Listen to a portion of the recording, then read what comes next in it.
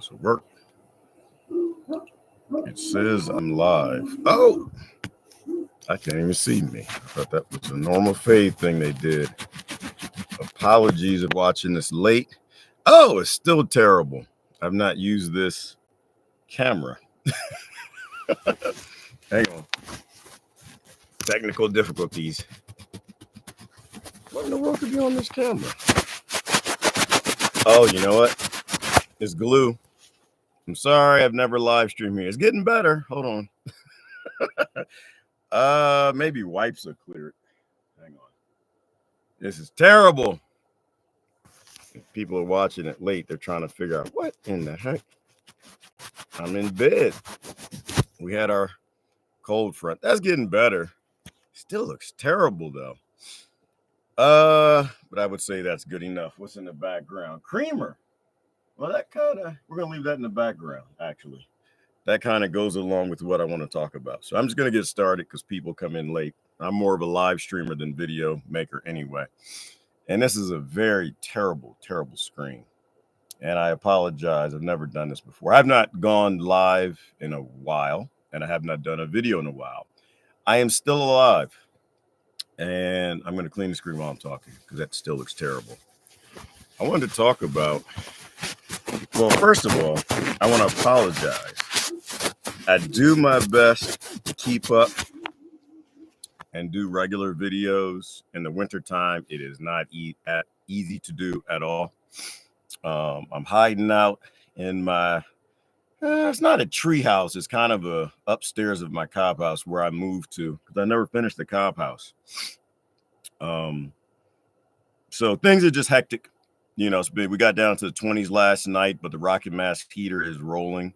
So between that and got a couple emergency heaters, got propane and something else, and two propane emergency heaters. Right, actually, I'm gonna use them to heat up the cob, which heats up the greenhouse because the cob house is in the greenhouse. But anyway, this was random. I wanted to talk about permaculture, and you know, it being one of the reasons I moved out here. I ran into a few videos where they were talking about the difference between permaculture and syntropic farming, gardening, etc., greening the desert. Permaculture is a bigger box. You can't really compare permaculture to syntropic farming or any farming gardening because permaculture is not about gardening or farming. Permaculture is about living permanently, you know, creating systems, whether houses, the system you live in, where you farm, where you are living mostly, if not completely like your ancestors, where all the inputs come from you. All the inputs come from your land. They come from your farm. Moving off grid, in which most people I know who moved off grid out here and everywhere else, they get a camper and they move off grid. Now I'm off grid and that's complete and that's done. If you're kind of a hippie and you got hippie friends and, you know, you have barbecues and you have bonfires and you dance around and make cob and do all that stuff, I don't really have a lot of interest in that long term. I mean, I am kind of a hippie in certain ways, but I'm an automation engineer by trade. I'm a person who believes in the future. I'm a person that believes that if we don't do better for our kids, then they'll have nothing. But I'm also doing my best to stay outside of the politics of what comes with why people move off grid. You know, why I want to move off grid in terms of a political reason. I'm gonna try to stay away from. The bottom line is we're not living how we should. That's really the bottom line. So that's the most unpolitical way I can say it. If we continue to live in ways that defy permaculture, the human race will come to an end, and it should. We don't live in sync with our environment. Any species that doesn't live in sync with its environment, it should actually go extinct. That's just my opinion. That's the most political I'm going to get. So permaculture is why I moved out here. I want to control the systems that feed me, the systems that feed my kids, the systems that grow the food, that bring the water, etc. And the creamer in the faded part of the background right there, that is actually pretty important because I don't make creamer. I do not make creamer. I know how to make creamer. I've had great hemp creamer from a friend who lives in, Vermont. They made hemp creamer up there. Eventually, I will make creamer, or I will have a community where people make creamer. Someone makes creamer, because going to the store to buy creamer is not sustainable. It's not permaculture, So eventually, you want to grow the hemp, or whatever you're making, the almonds, whatever you're making your creamer from, or have the livestock. So that way, everything that you need as an input into your life and that of your family and friends, your community, is 100% controlled by you. Permaculture, outside of the sun and the rain, which the free energy, let's call it that, the free resources, put it that way. The sun is a free resource. The wind is a free resource. The rain is a free resource. So if you can put together a life that comes from the free resources, you could literally live for free, and you could live in a truly sustainable farming permaculture way, because all your inputs come from you. So another example would be the OSB. I have no interest in making OSB. I'm never going to make OSB. It's just not going to happen. But in the community, we will have a mill. Someone will be milling lumber. In the desert, where do you get lumber from? Where the water is. I have access to a source to access infinite lumber, because we have an invasive species called a, what is that called? Salt cedar, which is a tamarix, actually. It's not a cedar, but that's what they call it. So I have an infinite source of that, because everyone wants to get rid of it, because it sucks water out of their ponds and out of the rivers and streams and the channels. So taking that, milling that, mind you, it is a bad wood for carpentry. There are ways, I believe, that you can make any wood sustainable if it's kept dry, free of insects, where you can actually mill things out of it. But as well as there are other woods like willow. There are other woods that you can use and you can mill. So those are ideas as well. The salt cedar, I'm experimenting on ways of making fence posts out of them. But that, to me, is the difference between, permaculture and syntropic farming or any form of gardening, etc. Permaculture is a lifestyle. Building a life where 100% of the inputs come from you, and you live completely from within, that property, that farm, on what you have. And this is what our ancestors did. And this is why a lot of times they never left the towns that they lived in or the farms that they lived on. They didn't have to. They had everything that they needed. So I'm going to do this. No, I'm not going to do that. I'm going to continue the video. I'm not sure if people can hear me. That's that I've seen a couple folks jump in and jump right back out. And I don't want to make a video and say all this, and I have to go back and redo it because you couldn't hear me. Now, I just saw a thumbs up. I'm assuming that means that you actually can hear me. Oh, there's a comment. You can hear the live? Okay. All right. Hey, Jared, how you doing this morning? Good. Appreciate that. I just want to make, I saw people coming in and running out, and, it's a random thing. I don't have a schedule for going live. So I wanted to make sure that people can hear. Okay, good. And that was the main reason I moved out here. I don't just live off grid. I live in the wild, and I think there's a lot of different reasons why people would do it. To me, just being a grandfather, I want to make sure that my kids are great and my grandkids are great and they have everything that they needed. I worked in corporate America for a long time, as some of you all know, as an automation engineer. And while I loved what I did, I didn't love why I did it. I don't like being an automation engineer for money. And I'm treading this line of the political statements. I believe our ancestors lived better than how we do. I think they were happier than what we are. I think that they were freer than what we are. And I think if we continue going the direction of giving our rights to centralized power, really bad things are going to happen. So I think we have to shift. Now, mind you, I'm not Amish. I do not believe in throwing technology away. Obviously, I believe in technology. Technology and automation are never the problem. The problem is the implementation. Oh, Lord Jesus. Jared is a carpenter. Uh-oh. I'm in trouble. Jared, if you're a carpenter, that's a great thing. It's a horrible thing if you look at any of my woodworking, anything. Just don't, Jared, don't look at, well, if you have OCD, just don't look at. I'm an automation engineer by trade. Putting wood together, I'm learning. Putting metal together, I'm learning.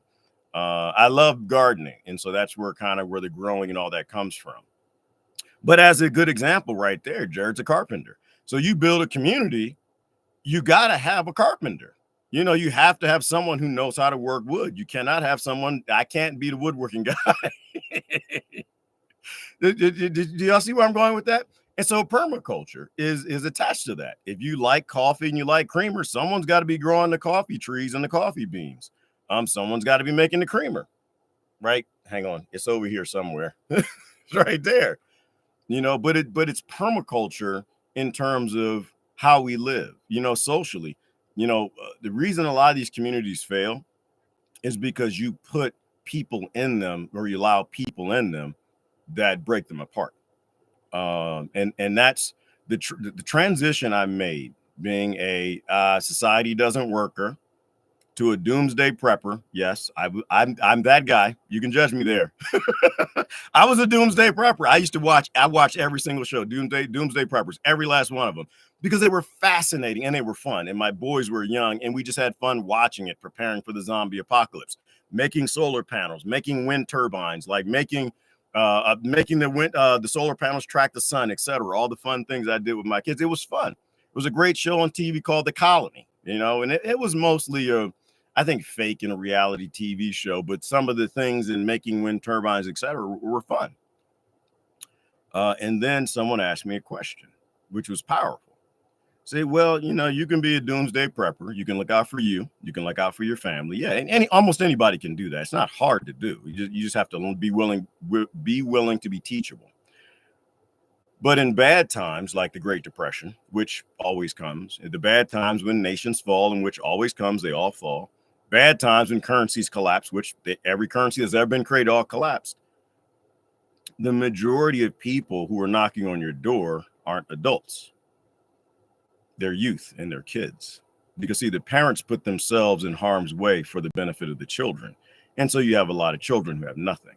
And so the guy asked me a question. He said, but how many children can you turn away before you lose your humanity? And that's a question I'll ask the few people who are actually watching the live.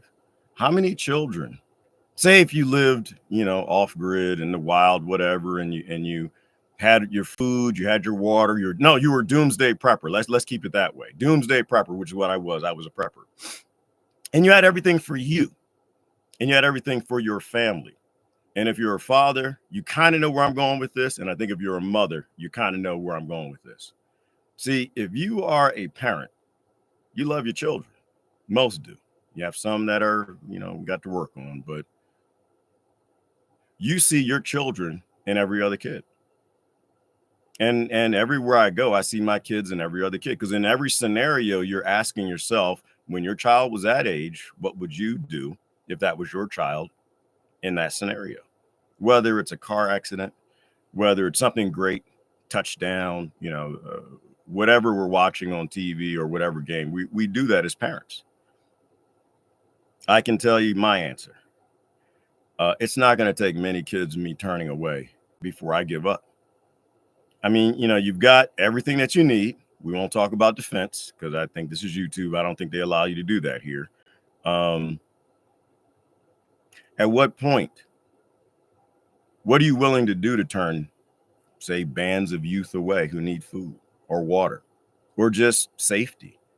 It wouldn't take a lot from me, because I think I would see every kid's face I turned away that I couldn't feed. And this is where I made that transition from being a prepper into a community builder, because community is where our strength comes from. A community where someone is making the coffee, someone is, preparing the food, someone is doing the carpentry, someone is doing the concrete work, someone is doing the welding, someone is growing the food, someone is providing the security, someone's the electrician and doing the solar panel, someone's doing the plumbing, making sure the pipes don't freeze. The pipes froze, y'all. This video is going to end when I hear the water running, so I can go check the water tower. I promise you the pipes froze. And no, do not make that statement, because I know some of y'all, Gerard, didn't the pipes freeze last year? Yeah, they did. But again, like the saying goes, if you move into a house and it's not finished, you're never going to finish it, which is why I'm now just starting to finish the house. And Jared, who's not judging me, is just looking around like, boy, I can't wait till you frame that nonsense. Jared, they're like 18 angles because I had to build the wood frame on top of the cop house, which somebody made it ovalish. I'm not even gonna say round. So, but that was the transition. I'm gonna try to read the comments as I go. That was the transition I made, and I realized, you know what? Being a prepper is looking out for yourself. Being a community builder is looking out for a community. Understanding that a lot of people around you just aren't going to see this coming. You know, I'm sorry. I'm trying to focus on my thoughts. Jared's got me going. He's always just math, Gerard. It's just some math. That's all it is. Jared, my father was a mathematician at the Pentagon. I hate math. I hate every part of it. I don't like the plus symbol, the minus one, the division, the multiplication. Y'all, I actually went into computer science to get rid of math. I was going to ban math as a child. We're going to go and we're going to make computers so nobody ever needs to do math again. I hated all of them, Jared. Sorry, y'all. I hated all of them. I hated trigonometry. I hated algebra. I hated calculus. Oh, Lord, I still hate calculus. The rest of them I forgot. Calculus, there's a specific hatred that comes with calculus. Sorry, let me get back on target. So I'm sorry, Jared, no. But yeah, and my pop was a mathematician. So every math teacher he wanted to talk to specifically and made me sit in the front of the class. So anyway, Dad, yes, I still hate math. All right. Anyway. And that was the transition I made. And it was really just based on that question alone.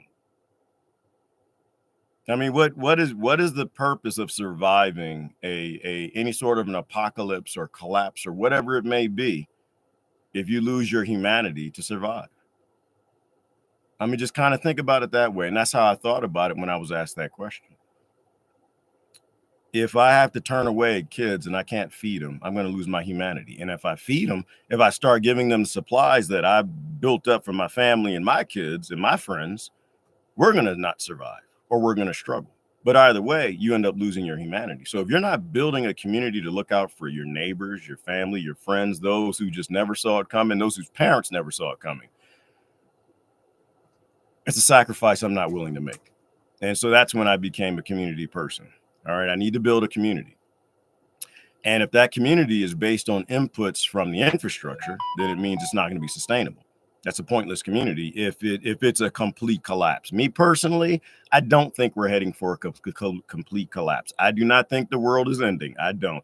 I think we go through transitions, rough times into good times and rough times and good times. And, you know, because it's like how that saying goes, hard times create tough men create good times create soft men make them into hard times again because they let their guard down. And that's not a man thing. It actually is a woman thing too. It should be a people thing, but I was trying to get the quote correctly.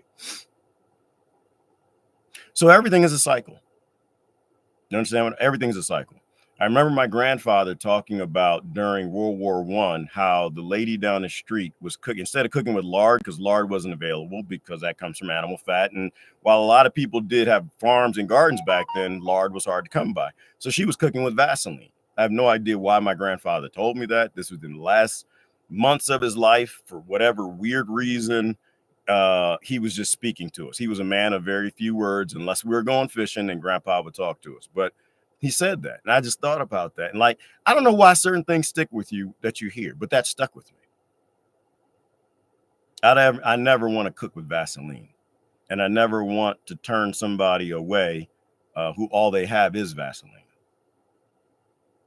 So I want to build a community. And so that's the point of the word permaculture. Permaculture is a lifestyle. It is a style in building a life in which all the inputs of your life come from you. From your land, your community. I can survive by myself. I've already proven that off grid. I can survive by myself. I can eat prickly pear cactus and drink from my drippy spring infinitely till I die. Do you know how sad I would be if I drank from a drippy spring and ate prickly pear smoothies, prickly pear sandwiches, prickly pear Veggie burgers. Like, do you know I would lose my mind? I'd be alive, but I wouldn't be living. And if you follow me anywhere else, that a statement that I always love, a quote that I always love to requote, and I don't know who the original quoter was, is everybody dies, but not everybody lives. I want to live. I want to be alive. I want to live. I want to thrive. I don't want to.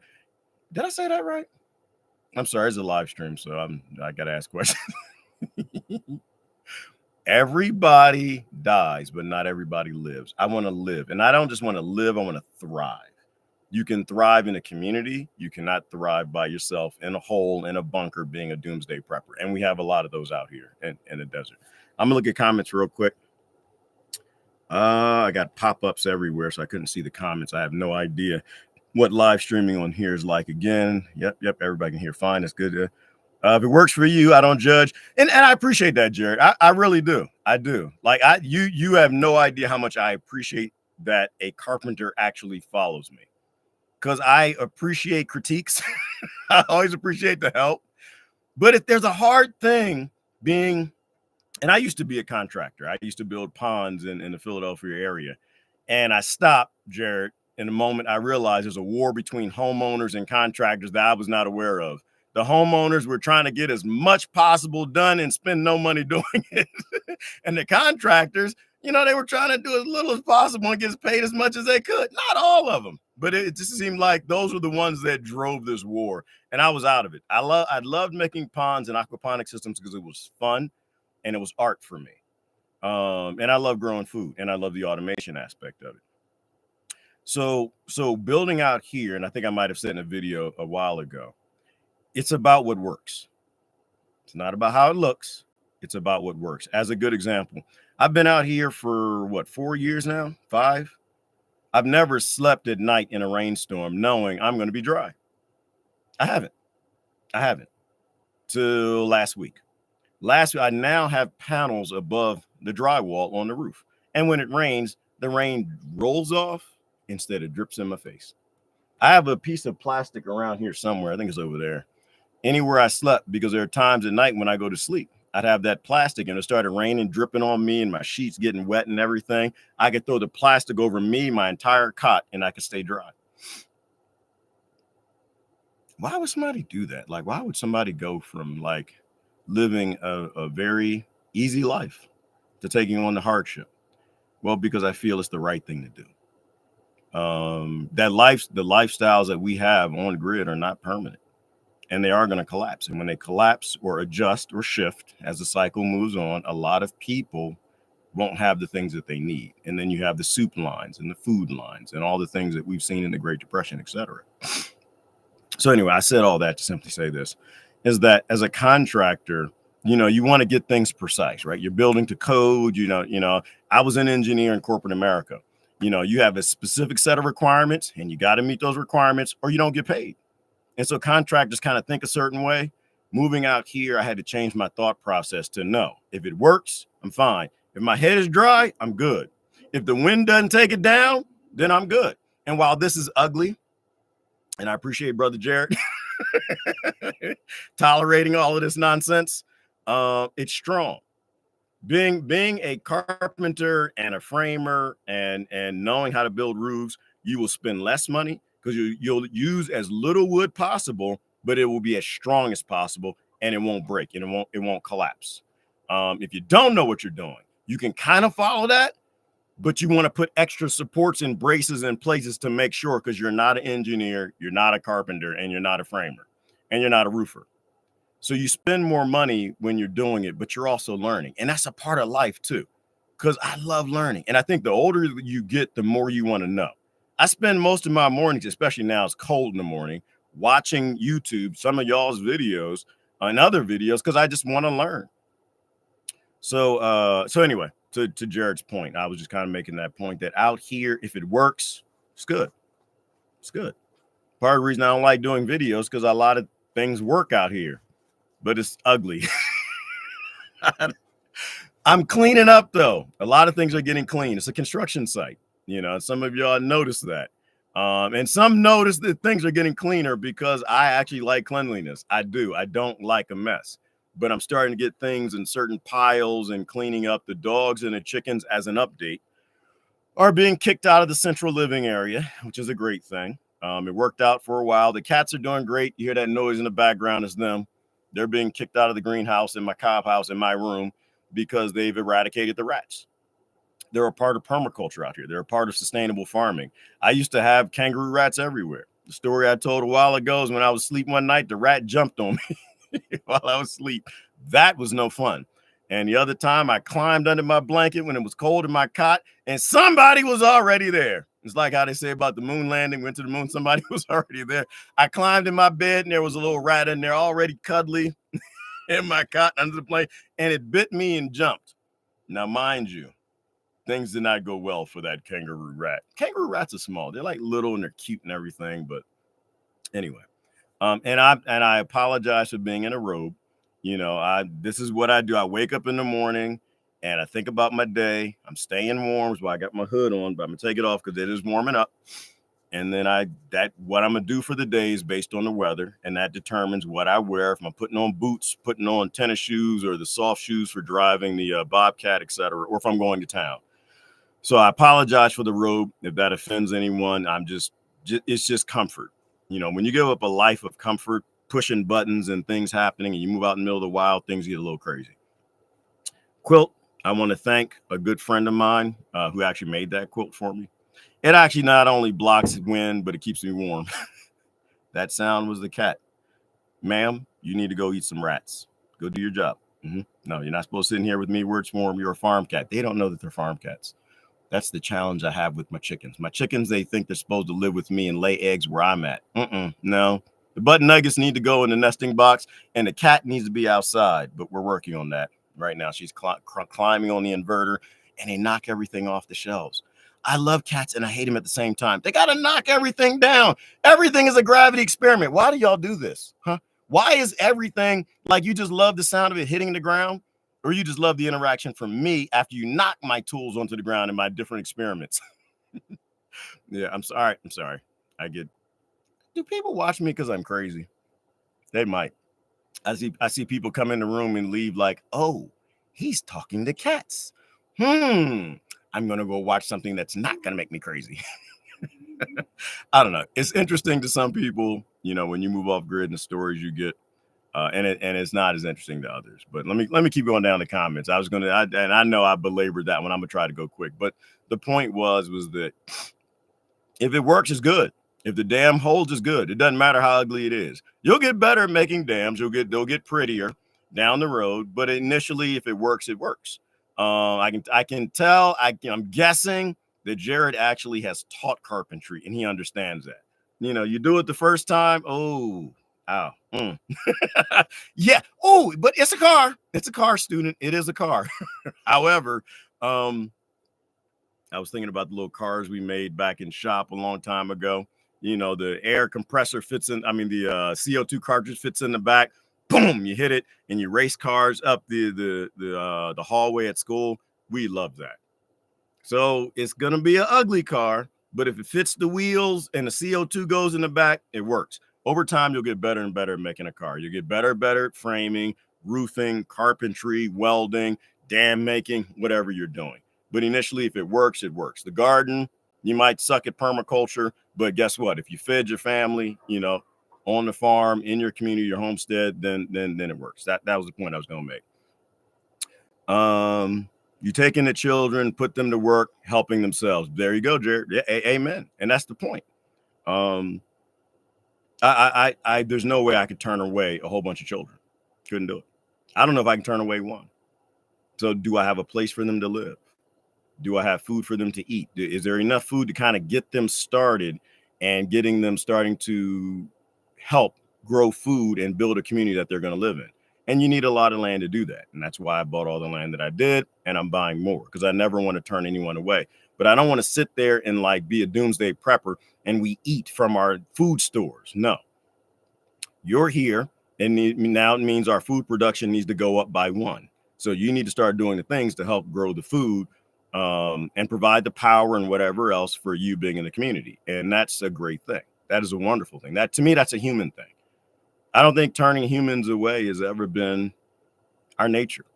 You know how people say inherently humans are violent and wars are part of the human being and their way. I don't believe any of that. I don't, which is part of why I'm out here. I don't believe our economic systems are sustainable either. I believe if I in this example, and I'm just speculating based on what I see of us today and what I know of the past. Back in the day when we were tribal people, and say I was walking along, hey, Desiree, how you doing, sis?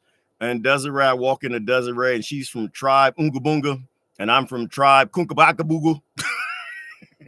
We don't speak the same language, we look different, and we dress differently too. But if I run and I'm out like foraging and I run into Desiree and I'm, nighttime is falling and I know the wolves are tracking me and they're probably tracking her. I know the bear is out there. I know that there's rattlesnakes on the ground. Like everything back then we were on the menu. We were on the menu. Not that the rattlesnake would want to eat me, but the rattlesnake sure would enjoy biting me. And when the kangaroo rats come, that rattlesnake's going to get a great, delicious meal. So when I saw another creature that looks like me, and this is my opinion, 2 eyes, 2 ears, opposable thumbs and walking on 2 feet, I'm going to say Desiree is a human and I'm a human and everything likes to eat humans. So while I don't speak her language, I don't know what tribe she's from. I know, and it's getting dark. If we make a fire, we're going to make it through the night. But if I make a fire by myself and Desiree keeps on walking, then we don't have 2 people watching out for everything that wants to eat us. Like, dude, this is my opinion. And I believe this happened billions of times over the human race. When we were tribal and we were just walking through the woods and we saw each other and we saw similarities that, we're on the same team. We may not be in the same tribe, but we're on the same team, survive the night. And I think that's more human than anything else. So I don't think turning people away is human. I think being human is helping. That's just my opinion. And we have a whole reward system. I won't belabor the point, but we have a whole reward system that's based in that. When you do foul things to people, you don't feel good. And if you do, you're probably on that psychopathic spectrum. When you do good things for people, you feel fantastic.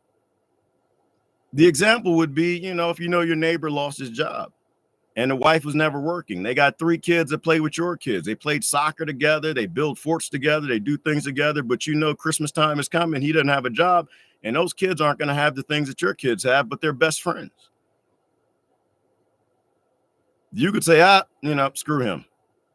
Or you could take a bag of money. I don't know. Let's just say $1,000. And you put it in a brown paper bag and you just go put it on the doorstep because you know him. Say his name is Jim. And you know how proud Jim is. And Jim loves to provide for his family. And you don't want him to know that it came from you. You put that bag of money on his porch so that he can, I don't know, pay the mortgage, pay the rent, or buy Christmas gifts. And say, Jim, break it. And you just go out and hide behind a bush and you kind of looking through, just seeing who opens the door. And he opens the door, looks at the bag. First, he thinks about what's in that bag. As a kid, I did horrible pranks. And so you don't ever want to open a paper bag back in the 80s, but we won't do that. We won't go there. Say he got over that and he opened the bag and he just saw $1,000 in cash. No note, not from anyone. Someone just loved him. He and his family enough to leave him enough to make it through the winter. And just say you just saw a tear come out of Jim's eye. You'd feel like $1 million. You'd feel like $1 billion. And that's a reward system. Those are endorphins being released. And that's why I believe human beings are not inherently violent. I believe we are inherently good. And when we do good things, we get rewarded for it. When we work together, we get rewarded for it. When Desiree and I wake up in the morning and she's on that side of the fire and I'm on this side of the fire because ain't no hanky-panky happening. We both married back at our other tribes. We made it through the night. It feels good. We work together. And I'm going to say, unga bunga gubaka. And she's going to look at me and say, unga bunga bugugu. And I have no idea what she just said. And she has no idea what I said. But we know in general, it was something that ended with a thank you, appreciate you. And we go our separate ways. And I believe that's what the human race is. So anyway, I belabored another long point. I believe we are here to help each other. And so I think building community is the most important thing. There are a lot of family and friends that I have that, they think that this is sustainable. They think that this economic system is going to continue. They think the currency is never going to collapse. They think in action. We've had these conversations, but I'm saying in action, they believe that we're never going to go through another Great Depression. They believe that World War III is never going to come, and if it does come, the price of gas isn't going to go up. And I think a lot of us know better than that. It doesn't mean it's the end of the world, but it means things might get tough. And the more resources you have, the more people you can look out for. You got a lot of family and friends who probably don't know that's coming. And if you think that those things are coming, preparing is a good thing. And this is why all of our grandparents had pantries.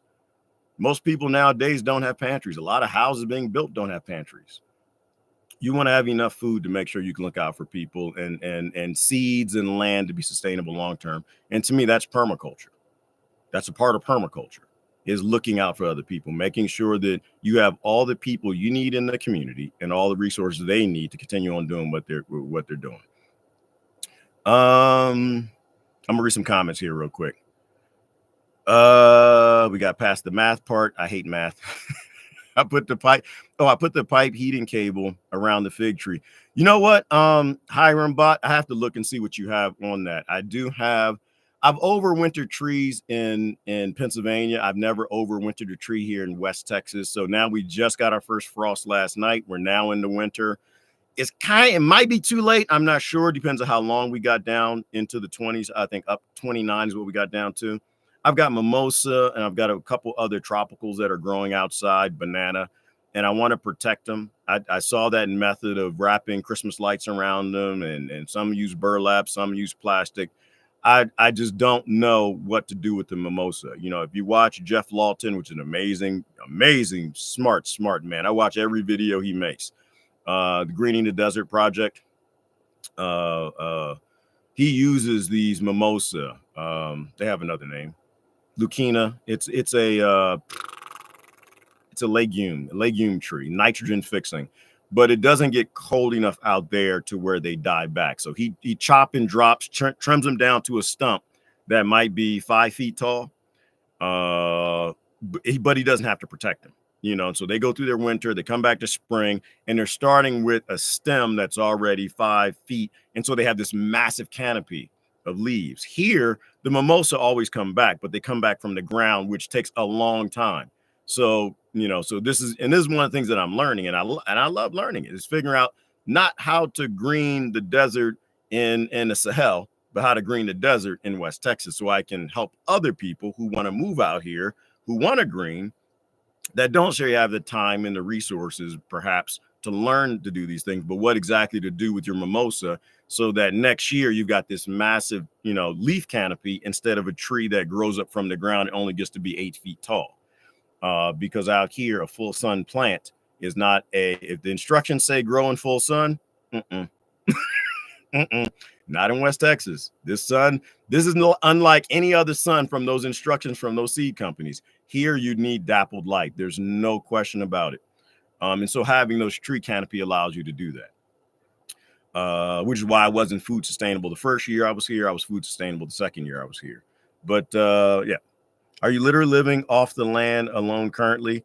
Jared, am no longer alone. I'll admit that. I am in a community. I've always had friends coming by. I mean, from a security perspective, I didn't like to talk about that. But I'm not alone. I'll leave it at that in this moment. I don't live off the land. Boom! That's the creamer right there. I don't live off the land.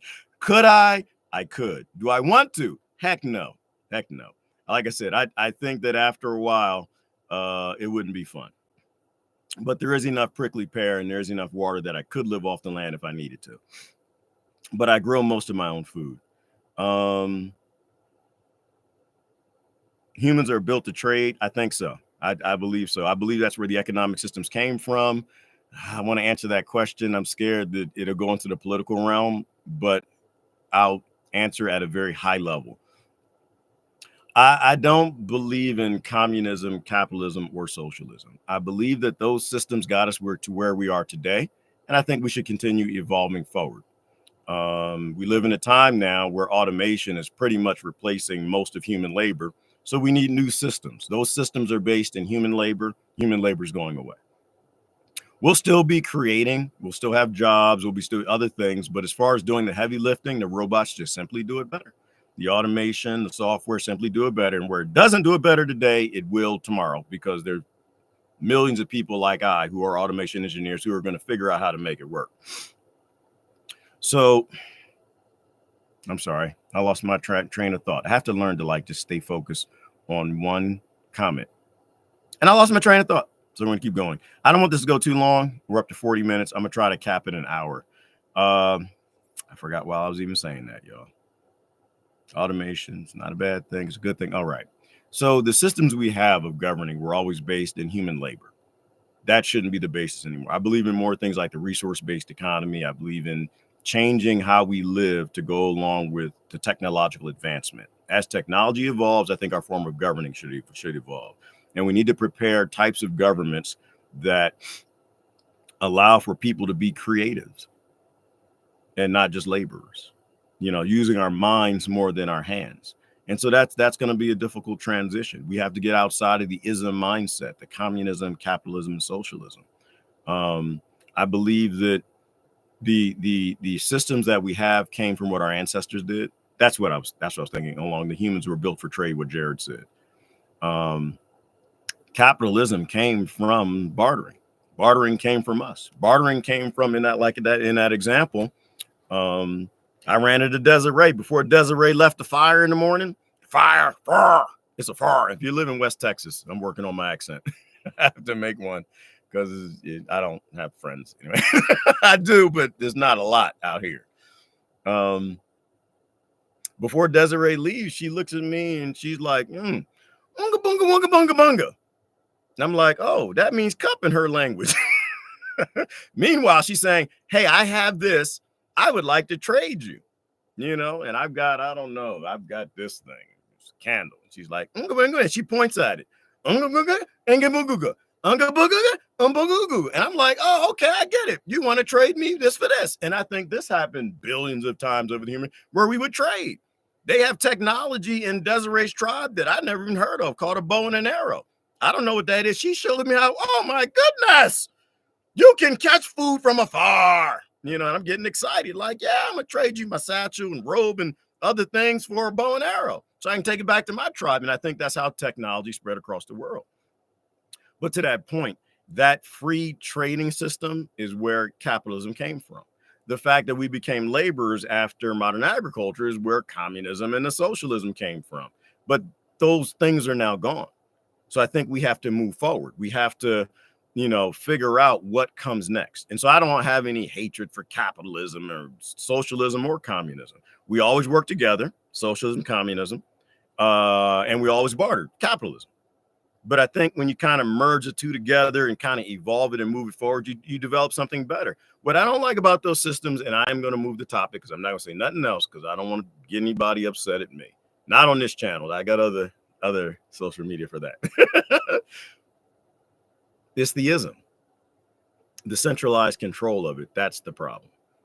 When we're controlling these systems individually at a tribal level, personal level, whatever, personal contracts between each other, things go as they should. When we give it over to the wealthy, and the wealthy are always behind centralized power. I don't know why, I'm not going to speculate, but every major form of centralized power we created, the wealthy took over that, and the things served them more than the working class, which is the majority of the human race. So I think we need to move forward. Anyway, to that point, I do believe that trading and bartering is something that we should do more of. And that's something that we do a lot out here. At least it starts that way. Look into building Feral Cement. Can't believe you said that, Hiram Bot. You are a bot, aren't you? You are a bot. How do you know I've been looking up Feral Cement? I literally just looked up Feral Cement yesterday. I know roughly what it is, but I wanted to kind of get the recipe because I do want to do some Feral Cement houses. Method of inflating the bladder, cement deflating. Yeah, Jared seen it too. It's amazing. What I'm doing with the cob is the next form of the automation of it is building the forms and pouring into the forms because it's getting cold. I've been getting developing methods of doing cob that are just getting quicker and quicker. Like I mentioned before, out here is a lot of expansive clay, which is very different than the regular clay most of y'all have, which is kind of hydrated. So you can do different methods out here. You can make it liquid as cement, and I like that more with this type of clay than the traditional cob methods with the clay that was in Pennsylvania. And so you can do poured forms with this. And when this stuff dries, I mean, it's solid. When this stuff contracts and it grabs all the little pebbles and sand and the hay, it locks together in a way it's like cement.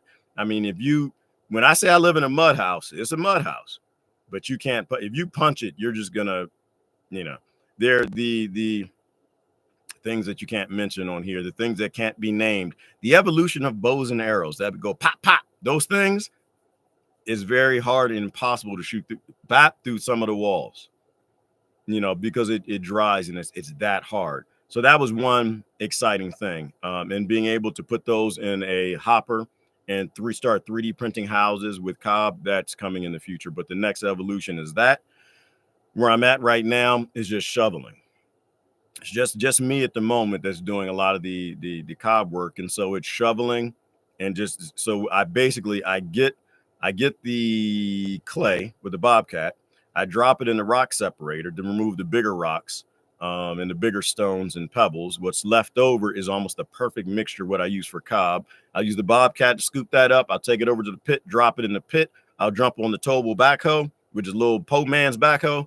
I'll mix it up, bring the bobcat back, scoop it up, take it over to where I'm going to deploy it, which is the greenhouse wall. And within feet of the wall, I can just shovel it and drop it on the wall.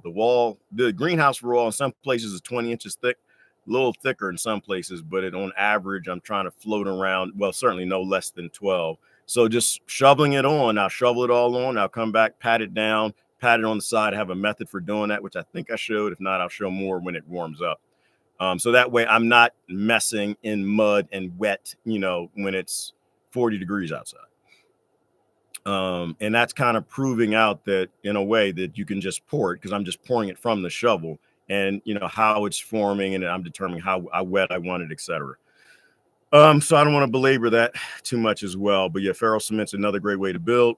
It's a beautiful thing to be able to buy land and build wherever you're going to live from the materials that are only on that land. And that is a part of the topic, which is permaculture as well. I've seen people using pile of sand, cover it with a screen, wire mesh, rebar, and then cement that, and then dig the sand out after drying. Yeah, there are a bunch of amazing methods. Yep, it's brilliant and low tech. It is brilliant. Yep, Team Human, let's build the fire. Yep, that's what we did, Desiree. You can also add exterior latex paint, into the cement mixture to add water resistance. I heard about that, Hybrim, but don't they sell? I think they sell cement like that. When I got out of the pond business, they were selling cement that I thought had latex in it. And it was like a sealing cement. So when you're making pools and ponds, they just use that and it seals right away. So you don't actually have to seal it and then paint it. They still seal it and paint it, but you don't actually have to. So yeah, I thought about that for ponds. If I could find a way of doing ferrous cement or cob with some sort of you can make not latex, but plastics from the cactuses that are out here, and in a way that holds water, I would do that. And I would make pools and ponds out of that. For right now, I'm just going to be sealing them with the bentonite clay. I have good sources for it around here. A place where I'm clearing the trees, which I think I've mentioned. There's a forest not too far from me, and the ranchers have a pond that the trees have surrounded. The salt cedars are invasive, so they're growing all around the pond, and a big salt cedar, they say, can suck 500 to 700 gallons of water out a day. And these are invasive plants that they want to get rid of. So I'm just cutting them down. I'm using them for firewood. One thing I was investigating this morning, which may come in the future, now that I'm running the rocket mass heater, I like how the pellets burn in it better than the wood, the logs. So I want a bigger pellet. So I was looking at how to press pellets from the sawdust from the wood I'm collecting in a way where I can put it in the hopper where the hopper doesn't jam. A rocket mass heater is something you want to be very careful with because how hot it gets, and you have to maintain it. You know, the hottest mine is now, the barrel gets about 800 degrees on the top. And I think I might have hit 900 yesterday. And at the bottom of the barrel, it's 200. So if you're familiar with how that works, is that heat rises. So when the heat travels up the riser pipe, the chimney, that might be the right way of saying it, that's made of fire brick, it hits the top of the barrel and superheats the barrel. So the top of the barrel is 800 degrees or hotter. And so what it does, it performs a sucking action because heat rises. So it's sucking everything as the chimney heats up inside the barrel. I don't even know if I'm explaining it well. And so as the smoke rises, hits the top of the barrel, spreads on either side of the chimney, comes down in the barrel to the bottom, it cools. And as it cools significantly, top of the barrel is 800 degrees yesterday. The bottom of the barrel was like 200. Cold air wants to fall. It creates this what is the scientific term for it? Cold air falling, hot air rising, suction. And it sucks all of the smoke through the pipe under the cob bench, and which is a cob wall for the cob house, heats up the wall for about, I think I got about 20, 25 feet, and then it leaves the building or the greenhouse. So that's kind of how the rocket mass heater works. But anyway, the point is that so you're heating up a bench. The rocket stove is what I explained in terms of how that pressure creates that suction, creates the rocket sound. So when you run them, it sounds like a jet engine. But the mass part, rocket mass heater, is you're heating up a big mass. And it takes a long time to heat up this big, massive cob wall. So you're running the heater for hours. But you got other things to do. You know, so you're putting in logs. It's moving through them quickly, but you got to keep reloading. So making a hopper to bring you something like pellets allows you to go do something else while this thing runs for hours to heat up this bench that keeps your greenhouse or your house cool, warm in the evening during a cold night, so where you can sleep as opposed to loading logs in a fire. The inherent problem with a hopper and pellets and any kind of hoppers, if it gets jammed in your sleep, bad things happen. You know, the fire can go back up into the hopper, you know, the feed system, the hopper, and start a fire and just be a horrible thing. So being able to create pellets that don't jam is important. So that's what I'm working on. That's what I was investigating this morning. I actually have a website I have not given y'all access to. I know, call me a liar. I was supposed to give you access to it like a year and a half ago, where I list all my projects, and you can actually comment on the projects, and I have pictures and getting more organized where you can see my ideas and what I'm doing, and you know, kind of give commentary on, no, Gerard, don't do that. Maybe try this or do this. This would probably work more efficient, blah, blah, blah, blah. So I'm going to kind of do that because I have a lot of friends that are very engineering and they've got ideas and they want to see a little more in detail, like specific things I'm doing, specific projects, not just random off-grid living. So anyway, don't know how we got there. I'm gonna try to wrap this up real soon. I want to get through the last of the comments though.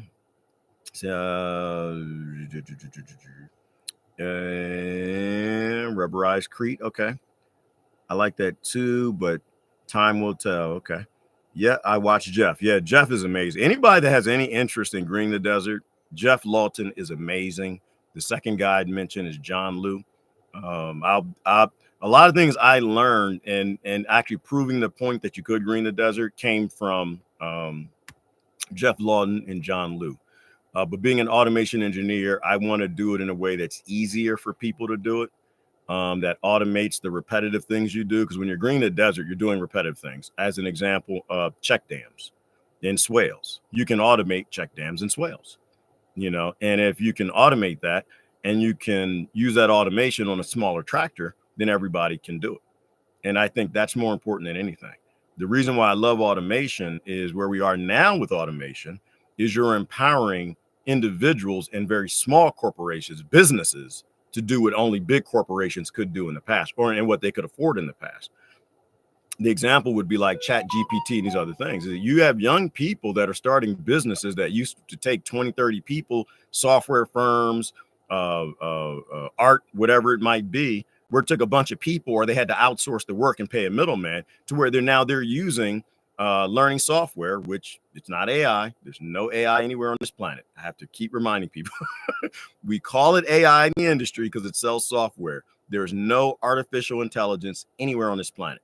We're building artificial intelligences through learning software, but that's what these are. They're just learning software. And so you're basically training it to do something you want it to do. Like you can train it to write a software program. So you don't have to write it. You don't have to pay a programmer to do it, have them on staff, or outsource it. You can do that all yourself. So modern automation is now empowering people to do things only big corporations can do. And that's very important because that is how we take our power back. So to go with the name of the video, I believe in permaculture. Permaculture is not about farming or gardening.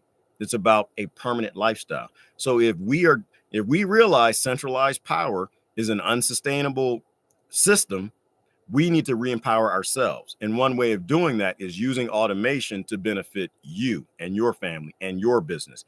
And instead of running a business, which is hard to run, if you have a small business and you got 30 employees and you're trying to make profit and pay everybody, it's a nightmare until you get big and you have the excess resources, until you franchise out beyond your third franchise. Then you have enough money where you can breathe a little bit. But until then, you're eating beans and rice. It's a struggle. But using automation now resolves some of that. And while that's bad if you're a cook, because in that example, if it's a restaurant, it means that you've got your restaurant or your bakery or whatever it is, and you've got a lot of automated devices in the back that are actually making the baked goods. It means you're not hiring people. And while it's a horrible thing for the cook, it is a thing that's going away. And I know I'm going down the political route. I'm not trying to, but I always want to try to empower people with the things I've seen. And that is, they've already automated a vast majority of the jobs that we have. The corporations can't afford it. And this is what I was talking about. We can. So use the automation to empower yourself and your family and your business and go start your thing or your homestead or whatever you're doing. And that's why I believe in the automated process. I think Jeff Lawton paved the way and a lot of others in Green the Desert. Now automation engineers need to kind of jump in and actually do it. So we can start rolling out smaller bots to small homesteads to people who buy land in the desert to do it, or just on a larger scale. And that's what I'm doing. As an automation engineer, I never could look at a spreadsheet, hear specs, and just go do something. I want to do it. I have to do it. I want to put my hands on it. I want to see the environment it's being done, and I want to do it because I want to make sure that it works. I don't want to take a spreadsheet and go do something for a client. And this is again, another reason why I left the industry, because I want to do it because sometimes the system is bad. And if the design or the environment's bad, then the automation is going to suck. I got a good buddy who he says, well, yeah, you're never going to automate ranching. And I tell him, oh, no, ranching is 100% going to be automated in the future. I'm not saying I'm going to do it, but it's going to be done. Because everything the human race has conceived, we've always achieved. And his example said, yeah, but my goats keep getting their head caught in the fence. How are you going to automate getting their head out the fence? And I was trying to teach him that I wouldn't automate getting the goat's head out the fence. It's a bad design. Why would you have a fence that the goat's head can get stuck in the fence? Fix that. That's a part of the automated process, is creating an environment that works better. So no, we're going to build a wall that the goat can't jump on, it can't climb, and it can't get his head cut in the fence. And that's what I mean. So if I took a job where you need to automate taking the goat's head out the fence, I wouldn't take the job. I'd say, no, it's a bad design. Just get a fence where the goat can't get his head stuck, or cut his horns off. I don't know much about goats, but so everything is going to be automated down the road. We're going to go doing other things, but we're going to be doing more design work and creativity in the future than hands-on. And that's just the way the world is going. So that's what I want to do, is automate Green the Desert. Yep. Bartering and trading. Yep. I have organic herbs I've grown and I make, comfy salves. Okay. Yeah. And that's in medicine's another part of, Desiree, building a community. In a community, you got to have an herbalist. How can you have a permaculture community if you don't have either big pharma or an herbalist? You got to have one of the two. I personally can't afford $100 trillion to have big pharma make meds for the people in my community. So you got to have an herbalist. You got to have the growers growing the herbs, the herbalist, which might be growing the herbs, actually making the salves and the poultice, and they know what it does. They're not just somebody that looks it up on YouTube and starts rubbing stuff on things and, causing problems, because that's causing a lot of problems. We've gotten away from natural medicine, and it's going to take a while before we get back to it. But if you just go watch a video and, oh, this works better than what Big Pharma makes, and I'm not a big proponent of Big Pharma, but it is what it is. And then you go start like the lady who took the aloe. It's like, yeah, we put aloe in smoothies and we drink it all the time. Okay, yeah, we got aloe drinks. And in fact, anyway, I won't go there. Let me stop right there. I have to check myself because I know there are things you can't say. So she just took the aloe and she made a smoothie, drank it, and I believe she's not alive anymore. That's a problem. I mean, me as a gardener, I mean, I already know there's a lot of different type of aloe. And yeah, no, I'm not putting them all in my mouth. And the one that they used to drink or eat in that tribe might have been one variety, not all varieties, but not everybody knows that. So you do need someone who knows the herbs and they know what this is and how to use it and how much to use. And to me, that's a part of permaculture. And so if you want to build a permaculture community, you want to survive whatever's coming. And like I said, I don't believe the world's coming to an end. I don't even think the United States is coming to an end. I just think we're going to go through some tough times, whether that's from World War III or currency collapses. And we need to make sure we got all the bare necessities to keep going, and I think it's all of our jobs. We got to have the food. We got to have the water. You got to have the housing. You got to have all the things that you need to get through a tough time. So when the Great Depression comes, it's no big deal. For a lot of communities, when the Great Depression came, it was no big deal. For the cities, it was horrendous. I mean, the stories being told, horrendous, because you're in a food desert, surrounded by starving people. But for the people who lived in the country, the Great Depression, it almost was nothing. It was like, oh, back then was 80% of us were farmers. So they had plenty of food and they had plenty of knowledge. So it came and went. And it was like, oh, well, we're in a Great Depression. I hadn't noticed. I'm on a sustainable farm. I had no idea. People were showing up at the door and it's like, okay, so I took excess crop and gave it to them because they were hungry. I don't know why all these people were knocking on the door. So we want to prepare for the future. And to me, that's what a parent does. That's what an uncle does, an aunt does. Someone who has a little bit of foresight and they've seen a few things and they know that bad times are coming. They start preparing for those bad times, no matter what anyone else is doing. So when those bad times come, that person has the ability to look out for everybody else. Call them a scout, if you will. And I think that's how the human race works. I wouldn't make it out here if a lot of y'all still weren't working on grid. And that might be a difference between me and others. And when they talk about it, I'm like, oh, I'm doing so great. I'm doing this. Everybody do what I'm doing. No, you can't do that. Somebody's got to make the solar panels. Somebody's got to be making the wind turbines. Someone's got to work in that factory. Someone's sweeping the floor. Someone's turning the lights on. Someone's working at the power company. Someone's paying into that. And this is where off grid and on grid, all of this works together in the design, in my mind, and how all this works. Some people see it ahead of time, call them conspiracy theorists if you want. They move off grid, they start building, they start relearning these things, they start teaching these things, you start learning those things, but you're providing the creamer. Where's my creamer? Right there. Because you still work for the creamer company. If I'd have my coffee in the morning, oh, this off grid place ain't gonna build itself. I need my creamer. So I need somebody to be at the creamer and make it creamer. But I think that's how we always work. And I think that's how military works. Everybody's got a job. Just make sure you're doing your job. And when it's time for people to move off grid, because the cities have collapsed. As an example, we're in World War III. The price of gas is tripled. Does anybody have any idea what's going to happen when the price of gas tripled and why it would do that? Well, if you're sending massive tanks and airplanes and ships and everything all around the world, what do you think the price of oil is going to become? Just really sit there and think about it. They're sinking. So we're losing tons and tons of oil underground because the enemy's subs are shooting that boop, boop, boop, sinking the ship, and the oil tankers are being blown up by airplanes dropping bombs. I hope none of this happens. Unfortunately, historically, it always happens. And so when the price of gas goes up, the price of everything that gas is dependent on is going to go up. So bread costs how much? And how does bread get to the market? And how is bread grown? And what goes in the tractor? And so when you really start thinking about, I really hope and pray, y'all, that none of this happens and that the price of bread doesn't go through the roof.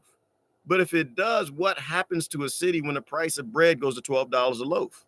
In a city where people have no means of growing their own food, in a food desert, really bad things. So if you're already out there and you're providing it and you're growing it, and you see that things are shutting down because now the truckers can't afford gas, they're not trucking, which didn't we just see this? Didn't we just see this a few months ago? I had a lot of trucker friends who closed up shop, like, nope, not trucking anymore. I'm gonna wait till the prices come down, blah, blah, blah, blah. But if you have a farm and you've got modest production, you're taking care of your community, you got an excess you use for profit. Now you have excess you can use to feed people who are moving out the city, right? And so this is how I think we're all supposed to work together. And hopefully it's a temporary thing. Hopefully it's only for months, or you're getting the horses, you're packing them up, you're loading, wheat and whatever, bread on the back of the horse and cart, and you're taking it into town and you're selling it. But I think we have to have sustainable food systems to make sure that no matter what comes, we're safe. And that's only going to happen if we have permaculture farms that are 100% completely sustainable. They're not going to Tractor Supply to get chicken feed. They're doing things like growing the azolla. That's why I got the azolla ponds for feeding the livestock, and I have to figure out how much they're eating. The chickens eat the azolla. I still get like scratch grains and stuff from Tractor Supply. I'm heading that route, but as I'm learning, I'm telling everybody everything that I'm learning and how I'm doing, what's working, what's not, how much to free ranging chicken before it stops laying, based in where I'm at and how much food is out in the desert, etc. But I think it all works together. But it works together when we share that knowledge freely, openly, and available. And we're not doing this thing, oh, I moved off grid, I'm better than you, you need to do it up. No. We all need to work together. And that's how we survive, is together. So while you can build an off-grid community, we're still community from within the infrastructure. Does that make sense? Somebody's at work right now making sure that the internet is, up, the router I'm using and the Starlink and all of that, so I can even share the information. If I'm like judging that guy, you need to stop working for Starlink and move off grid. I won't have internet. All right, I'm not going to belabor that point. I was kind of making that point that we're all a community and we're all working together. And it's not a zipper contest. It's a thing of bad times always come. Hopefully it doesn't happen in our lifetime. But when you look around the world, things tend to be a little weirdly unsustainable. When you listen to the politicians, I'm not really excited about the things personally I'm hearing. So we need to make sure that we are not Puerto Rico, on the permaculture thing. Why did more people lose their lives in Puerto Rico after that hurricane than on 9/11? Because they weren't sustainable. And why weren't they sustainable? Because of the Monroe Doctrine. And what is the Monroe Doctrine? Is the Monroe Doctrine? I probably said that wrong. I haven't looked into this in so long. The doctrine that says that everything that goes to Puerto Rico as a protectorate state must come to the United States first. It's weighed and taxed and whatever, and then it's sent to Puerto Rico. So they only have 2 ports or whatever it was. So everything has to come here first, then go there. So when the hurricane came through and wiped everything out, how quickly can you get a solar panel when it's got to go through 2 or 3 ports before it can get to where it needs to? It's got to be taxed and priced. And, the companies that make the profit on it, they have to exchange it. That's why they got in so much trouble down there, because they were unsustainable. And we had a model of making them unsustainable so corporations can make profit and so things could be taxed.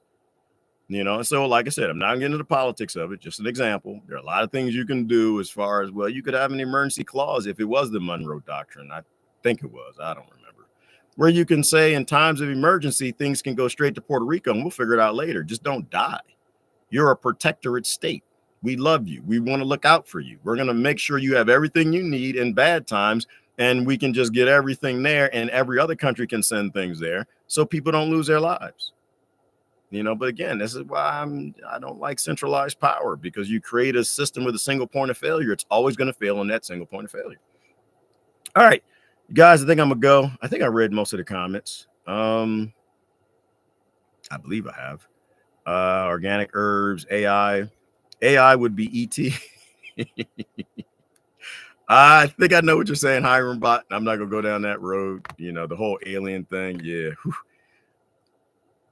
I never talked about it on this channel. Yeah, I've seen things. I just don't know if the government or whatever else. It's at the point, Hiram Bot, where I see things that don't make any sense to me. I just come in the house and go to sleep, and I'm done. I don't. If we're talking about the ET, phone and home and all of that, yeah, things don't make any sense to me out here. And one guy told me, he said, yeah, I've got a bunch of them on my game camera. things flying in the sky that don't make any sense. And he said, and I told him, I was like, yeah, but a lot of this is probably the Pentagon. I mean, I do believe that there's something else out there, but I think a lot of it is just unknown technology. Like, look at history. The stealth fighters, they were all UFOs. Till we find out they weren't. So is it possible that because now that I live close to White Sands and the testing areas and the whole Area 51 and all of that stuff that I'm seeing test craft? Yeah, I've seen things that I haven't mentioned because I'm kind of like, yeah, I'm pretty sure that's military, and I'm pretty sure they would not be happy with me saying anything, which is why I come back inside when I see things that make no sense. I'm like, yeah, if that's aliens, this ain't gonna work out too well for me. And if that's the Pentagon, yeah, things aren't gonna work out too well for me. So I just, I see things, I really don't say anything, and I just come in. But anyway, I don't know if that's where you're going with that hybrid bot, but I've seen things out here I've never seen in Pennsylvania. But I don't think it's that big of a deal.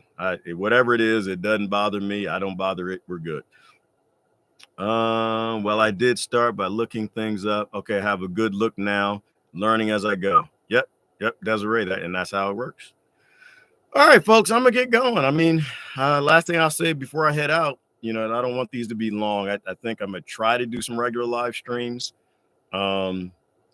Updates. Things have been going well this year. I haven't done too many videos because, like I said, things get pretty busy when it's mostly you, only you. But the population of my little town is starting to go up. I do actually have people on the way, and I don't live here alone anymore. But remember, different people have different purposes in community, and not everybody is a laborer, at all times or for certain things. So for the most part, I'm still kind of doing a lot of the manual labor myself. The good thing, though, is if I fall off the ladder doing something silly, they won't find me a week later. It'll be within a few hours. And that's a good thing. That's why it's good to build with other people and not just build by yourself for a lot of different reasons. The dams are coming along great. I just finished the dam last week where it dams water up and funnels it into one of my ponds. The biggest pond I've made is within probably a week or two from being complete, and I'm gonna start sealing it with bentonite clay. I do have a whiteboard, so I'll be able to do like war room type stuff where I can actually show you what I'm doing. I have an upper pond that feeds to the bigger middle pond, which is the one I'm working on now, that feeds into a massive lower pond. And there are a couple other ponds, but these are the main ones in this example. When the water dams up in the big dam from the arroyo, that water is going to get pumped into the top pond. I'll probably use gas. Well, I know I'll use gas. Initially, I have electric pumps. I'm not sure they'll pump fast enough.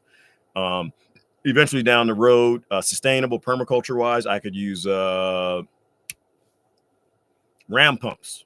There you go. So when the arroyo runs, you have self-starting ram pumps now that will pump the water to the height. As the water comes down, it comes down through hydro generators, which creates power. And so in the daytime, most water will be held in the upper ponds, which are basically a battery. And at nighttime, the water is going to come down slow as slow as possible through a trickle, running the hydro power generator down to the bottom pond. And that's going to generate power throughout the night, especially the long, cold winter nights, which is where we are. I don't really want to do a lithium iron phosphate battery that big to run for days without it. And I don't want to do a lead acid, even though I believe more in lead acid now, because now you can do desulfating process and repair them. They're cheaper in the long term. I want the idea, yes, exactly, like a water battery or a sand battery. And this is just a water battery. So in the daytime, the water gets pumped to the top ponds by the solar panels, free power, free energy, if you will, mostly free. And at nighttime, it comes down generating energy. And then that, through hydro. And you just repeat that cycle over and over. And you got sand battery, you got the weight batteries now where they're just like heavy weights and they slowly come down. As they come down, they're spinning this massively over torqued alternator generator, for that example. So anyway, so that pond's almost done. And when that pond's done, I'm gonna go work on a bigger dam. I want it to be bigger and wider. I was thinking about making a dam playlist. It seemed like people were interested in dams. I don't know. I find them fascinating. Just the failures, the things I've learned, how to make a dam in this place that actually works in West Texas. It was a statement made, very true, that this place is full of just destroyed dams, and it is. I mean, on my property alone, there are 2 or 3 dams I've seen that somebody made. Outside of it, there's massive dams. There are dams the county made that they took down. You know, they made massive dams and they found out that they were on unstable platforms, rock shelves, and they had to knock them down.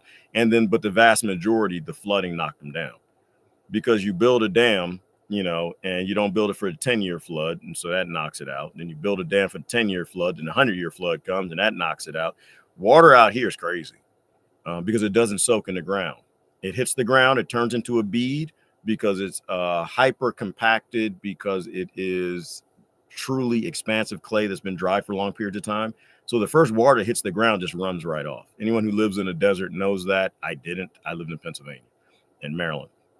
And so all that water collects. So half an inch of rain out here, we have flooding.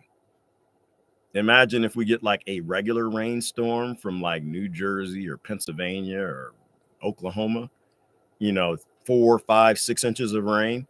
People out here lose their life when you get that much rain, when a storm comes through, because the water has nowhere to go. So it's picking up trucks and washing them away. It's picking up houses, washing them and destroying them, etc.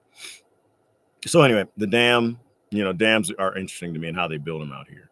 So after I'm done with the ponds, I'm going to be working on the bigger dam, and I'll do a lot of videos on that, showing how I'm going to pump water from that, put a float sensor so that when the water level hits a certain amount behind the dam, if I'm not here or I'm asleep in the middle of the night, the pumps automatically cut on, pump water to the higher dams. And that'll, again, the transition technology wise, that'll turn into ram pumps to where it's 100% permaculture sustainable, doesn't require gas. Solar is sustainable. I just don't like the idea of the moving parts in the pumps. Like the motors they have now are super sustainable now. The brushless motors, the magnetic motors, where there are no actually touching parts, they last. Like these, I have pond pumps I've used for almost 20 years now, and they still work. So they last a long time now. However, I want it to be permanent. Permaculture is permanent culture. And of course, a ram pump can break down, but it's a transition. I don't know that anything is truly permaculture, right? I don't know that anything is ever truly permanent, but we can get the best that we can get on the technology we have right now. The roof, like I said, is mostly done. I have a few more panels I need to put up on that. It's done in terms of mostly sealed. So now I'm working on the walls in the greenhouse. They're all cob. That's the priority, is getting ready for winter. I've got a 20-foot tomato tree. I don't want it to die. So it's a pineapple tomato. I believe it's a pineapple tomato. It's either pineapple tomato or it's one of these Cherokee heirloom tomatoes that looks like a pineapple and it's almost as sweet. It's so delicious. I can't even use it in eggs. It's so sweet. It makes the eggs taste like they have sugar in them. But I want to keep that alive. So I got to finish the greenhouse, top priority. Second priority is the bigger cob building, which I've shown. I stopped on the framing to finish this. Then I need to finish that framing and put the roof up because there's a bigger apartment, one smaller apartment, and a bathroom that are going on the second floor. The bottom floor is going to be like a lobby and like camp area when my sons and their friends are coming, or visitors. There's a place they can camp if weather gets bad. You know, you can come inside as opposed to being out in the tent. So that's the next priority I'm working on. I got to do some road work. The road is real bumpy. It was another bad mechanic year, unfortunately. And in fact, I had to replace most of the suspension under my truck just because the road's so rough. So I need to get the Bobcat out there and plane. I've been watching videos, getting better. He's a great guy. It's called Let's Dig 18. I sit there and watch his videos every morning. I think I'm addicted.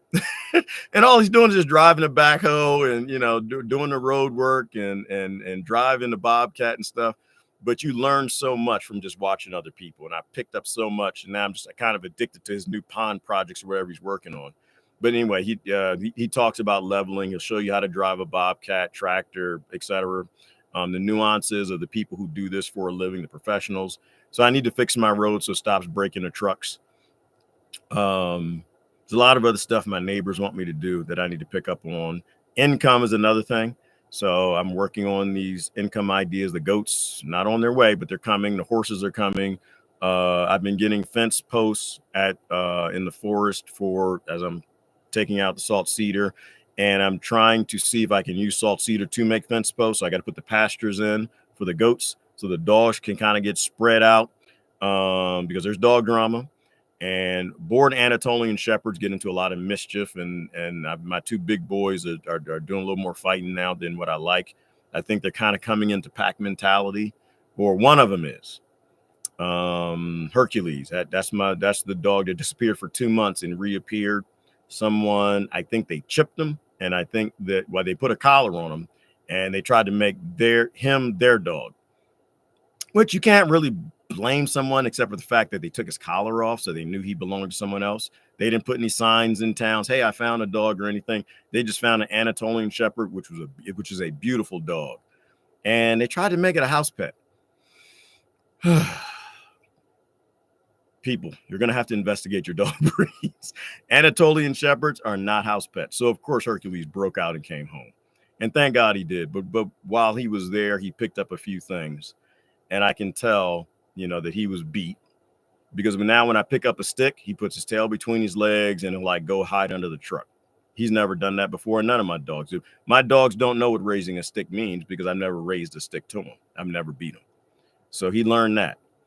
He's also now fighting with the bigger Anatolian Hulk a lot. Because I think while he was with these people at this kennel, he must have been fighting. So now he's doing more pack mentality stuff than livestock herding stuff. So I'm working with them and I'm trying to get him back into the fold. Hey, we're all on the same team. You don't want to beat up the alpha because there are wolves out here. The hunters are out here. They brought a tracker with them this year and they were tracking a wolf not far from here. Literally on the outskirts of my property. So we know the wolves are here. I've seen wolves. Oh, I've seen one. I thought it was a big coyote, but I finally realized, no, that's a wolf.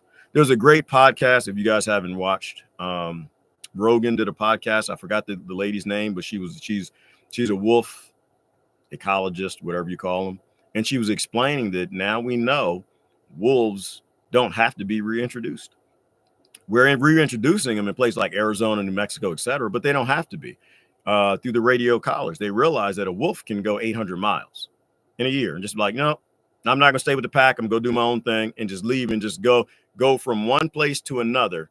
And so there are no real wolf territories as it goes. Like if you look into the coy wolf and how they're spreading across the United States, the coyotes and the wolves are interbreeding, and that they're in living spaces. They're highly adapted to living in suburbia, living in empty lots, staying there all day. You'll never know they're there, staying quiet, coming out, leaving at night. While they're bigger than a coyote, they're smaller than a wolf, and they're learning to eat your pets. And that's what they do. You got coy wolf in New York City.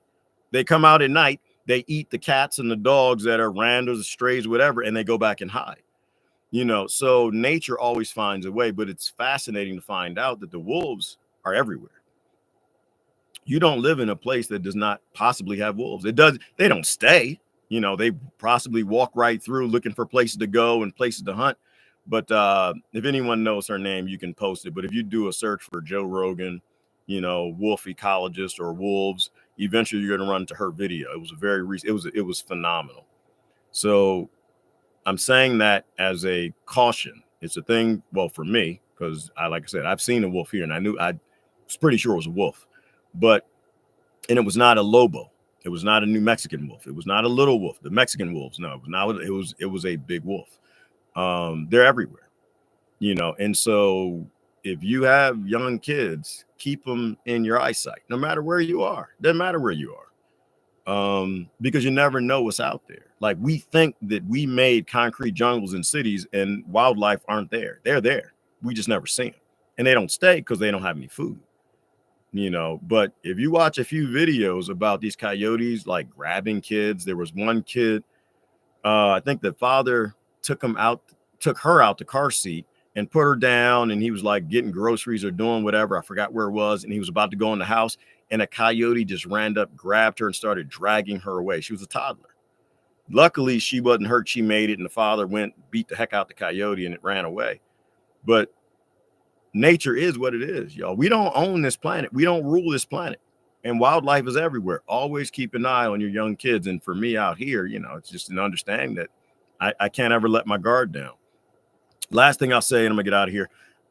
Projects-wise, yeah, so harvesting the lumber, taking out these salt cedars. There are actually a couple wild bulls there. This life is never boring. Never boring. You know, and I wasn't worried about the wild bulls. I wasn't worried at all, man. It's just a bull, man. That's some bull. I need to be worried about a bull.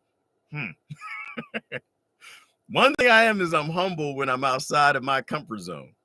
And so I was going over, getting the wood, doing everything, and I ran into one of the ranchers, and some of the bulls there are his. I'm pretty sure he didn't admit to it, but I'm pretty sure they got away because all the cattle out here are free range, and they get outside fence lines. But he was worried, and this man has been running cattle for 70 years. This man was born on a ranch and is a rancher. This man knows the insides, outsides, quite literally, of cattle. I've seen them. They put their hand in the back of the cow.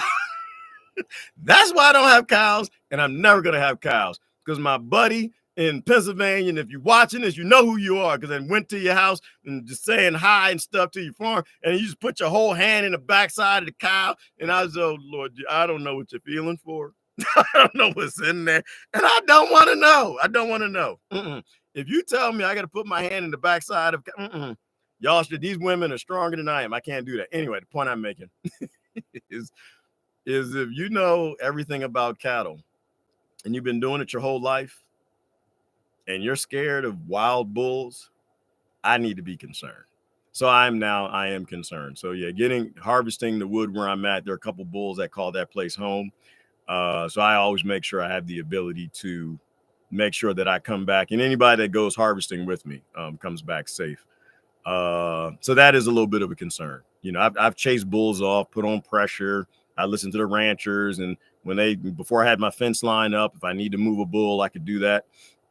Only one bull was like, they're not moving me. No, the rest of the bulls had no idea I was from Pennsylvania.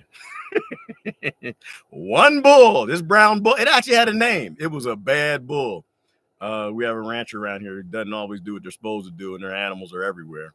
And there was just one bull, and I was telling the rancher about it. It's just I love the fact that he and his field hand rode up on a horse. I love living in places where people travel on horses. But anyway, and I was telling him about this one bull. Yeah, he just knew I was from Pennsylvania. I know you're from Pennsylvania, and I know that's a stick. I'm a bull. You're 200 pounds almost. I am 1,500 pounds or whatever the damn thing. It was probably 700 pounds, but in man math, it was a 1,500 pound bull. These are horns and you're jelly. You're leaving. And he wasn't lying. I left. I got right in my truck. I was, this is my homestead, but not right now. It belongs to you. Now, mind you, we'll get the male testosterone in the room. Well, why didn't you just pop it? Well, why? We don't have to kill everything. Even out here, I only kill things when I have to. I'm joining an ecosystem and I'm building an ecosystem. I'm not out here just wiping things out to wipe them out. I've collected rattlesnakes and dropped them off in different places, in the wild. I don't pop all of them. I pop most of them. I'm not gonna lie to you, because their population is out of control. And there are other snakes that need to be here as well. But the rattlesnake is highly adapted to the desertification that we did out here. Like the majority of plants out here, they're like 4 or 5 cactus, which are everywhere. They dominate everything because they're highly adapted out here, and the cattle don't eat them. So if I'm bringing back ecosystems, I'm trying to rebuilding these things, why would I just go kill everything? I want to cultivate and bring those things back. The wolves, that's why I have Anatolian shepherds, because there are wolves here. And when the wolves come, you can't do anything to them because, well, the ones they reintroduce, if you pop one, that's federal time, baby. That's a federal offense. If a wolf goes after your cattle, you're supposed to sit back there and watch it. The endangered ones they're releasing, and I'm not sure if they're endangered, but they're protected federally. You will go to jail. And they're getting smart and wise. Like people, I do it and I'm gonna bury it and take the car. Like if the signal stopped on your farm, if the signal stopped in an area you are, but anyway, the point is that, but why would you do that? The wolves are a natural part of the ecosystem. The wolves are here to keep the herds moving. When the herds are moving, that means they're not eating everything down to a nub, which means trees get a chance to grow and not all of them are being pushed back. Farmers and ranchers don't like it, obviously, who have cattle, because the wolves will take them out. So we'll start feeding on the cattle. But most wolves don't like cattle. They'll eat if they have no other options, like a human. But most wolves don't. That's not what they want to hunt. Listen to the podcast of the lady talking about the wolves, and you understand what I'm talking about. So I have the Anatolian shepherds because they are a wolf pack. And they're a wolf with a horrible bite pressure. They bite down at 780 psi. Some people say over 1,000. I don't know anything about that. But that's why I have these dogs. They have the highest bite pressure of the canid that's domesticated. So I can have little kids around this thing that if something wants to hurt the little kid, this thing can make sure that that thing goes away. So my wolf pack runs my area. And this is what livestock guardians are. They basically live free on your land. It's very hard to contain a livestock guardian. But when the wolves show up, the wolf recognizes, oh, all that food down there, all those chickens and that little brown guy, they eat all that organic fresh food that I would love to put in my mouth and chew on. There, he belongs to that pack. So that pack is eating on them. So I need to go find me another pack. So as wolves are free ranging all over this country, finding out places to stay, they come to your ranch and they realize, oh no, another pack already lives here. I need to go somewhere else where there isn't already a pack preying on whatever that is. They have no idea that we're working together with the Anatolian shepherds. That's why I have them, because the wolves have to come back. The wolves have to keep the herds moving. You know, back in the day it was buffalo and the elk, and apparently now we got the oryx. They have to keep them moving. So that way the trees and the ecosystem have a plants to come back. And that's a part of greening the desert, is bringing back the natural ecosystem. So I don't put everything down. All right, I'm out of here, you guys. I got to go. The last couple comments came in the last minute. How big is your piece? When I bought the land was, they do the land flat. So flat's 50 acres. Well, they're 26 acres per lot. I bought 2 lots, but they do it flat. You know, my land isn't flatted. There's almost nowhere flat here. Everything is like hills and all of that, little mountains and all that stuff. So I'm averaging it's something like 70 to 80 acres, like in real thing. Jared can handle that. Jared's still here. Jared will do that. He does the math. He's a mathematician. He didn't got it. Let you know.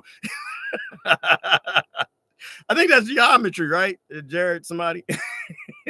I don't do that. I'm estimating, which is probably wrong. It's probably like 200 acres because I hated math if y'all weren't here earlier.